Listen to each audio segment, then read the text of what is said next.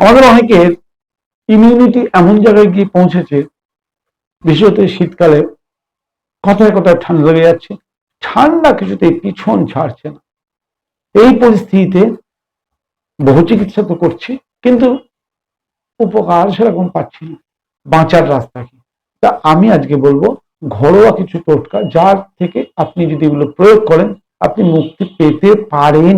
প্রয়োগ করে দেখতে হবে, যতক্ষণ প্রয়োগ করে না দেখবেন ততক্ষণ পর্যন্ত বুঝতে পারবেন না। তাহলে কি করতে হবে?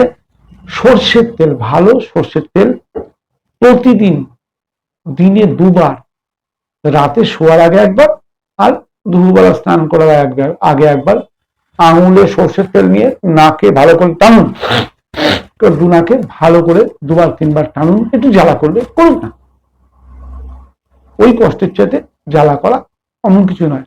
আর স্নানের সময় এবং রাতের শোয়ার সময় অবশ্যই নাভির ফুটোয় সর্ষের তেল লাগান। এটা কন্টিনিউ করুন। আর প্রতিদিন রাতে শোয়ার সময় পায়ের তলায় সর্ষের তেল হালকা গরম করে, গরম গরম সর্ষের তেল পায়ের তলায় মালিশ করুন। এটা প্রতিদিনের কাজ। কতদিন? টানা 1 মাসের পর। আর দিনের বেলা কি করবেন?